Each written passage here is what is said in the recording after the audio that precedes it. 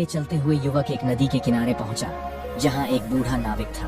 वह नदी के एक किनारे से दूसरे किनारे तक लोगों को पार कराता रहता था, लेकिन वह खुद कभी मुक्त नहीं हो पाता था। थके हारे नाविक ने युवक से अनुरोध किया, यदि तुम शैतान से मिल रहे हो तो कृपया उससे पूछना कि मैं इस शाप से कैसे मुक्त हो सकता हूँ। युवक ने उसकी बात भी ध्यान में रखी और आगे की यात्रा पर निकल पड़ा।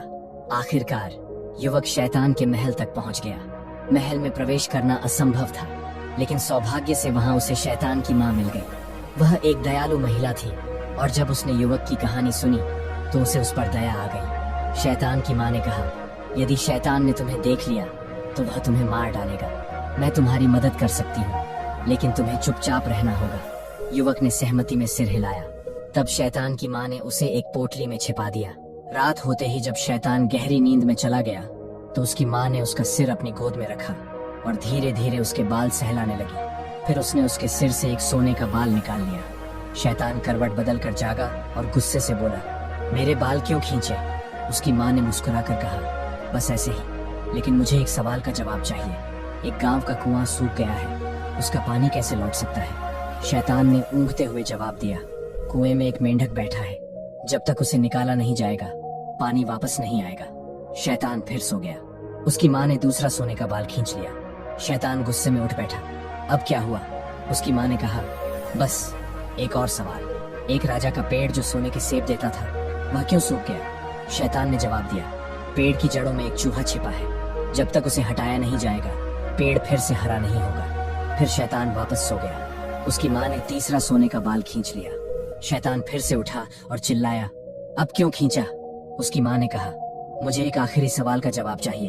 एक नाविक जो हमेशा नाव चलाता रहता है, वह इस शाप से कैसे मुक्त हो सकता है? शैतान हंसकर बोला, बड़ा आसान है।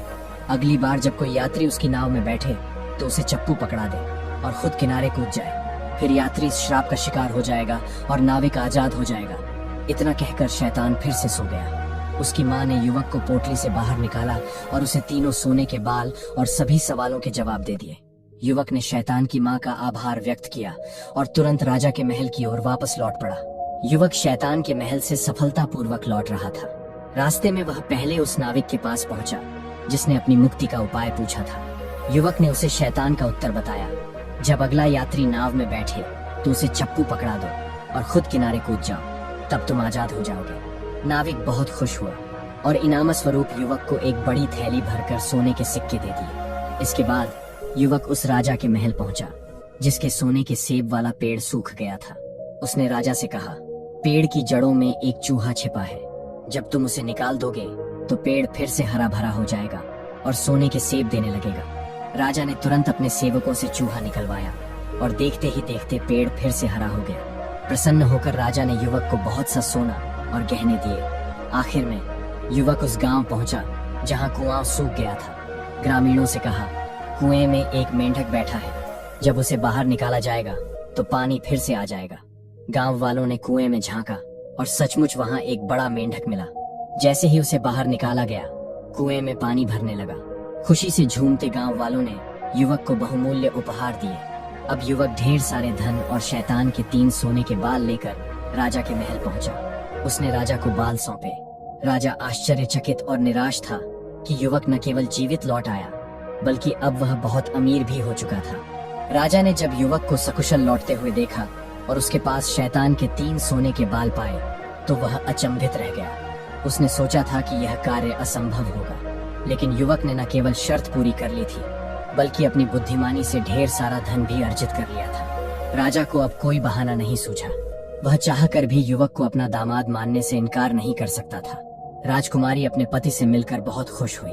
पूरे राज्य में इस बात की चर्चा होने लगी कि किस प्रकार एक साधारण युवक ने अपनी सूझबूझ और परिश्रम से असंभव को संभव बना दिया। युवक अब केवल राजकुमारी का पति ही नहीं, बल्कि एक बहुत धनवान और सम्मानित व्यक्ति भी बन चुका था। कुछ समय बाद राजा की उम्र बढ़ने लगी और वह शासन करने में अक्षम हो गया।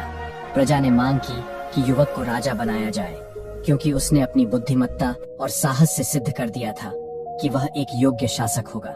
राजा को हार माननी पड़ी और अंततः युवक को ही राज्य का उत्तराधिकारी घोषित कर दिया गया। इस प्रकार भविष्यवाणी सच साबित हुई।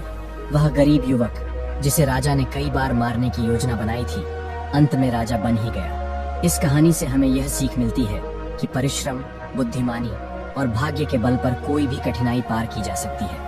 न्याय देर से ही सही, लेकिन मिलता अवश्य है। तो दोस्तों, आपको ये कहानी कैसी लगी कमेंट में बताएं और आगे के भाग देखने के लिए इस वीडियो पर 50 लाइक्स पूरी करें और हमारी चैनल को सब्सक्राइब करें। तो मिलते हैं नेक्स्ट पार्ट में।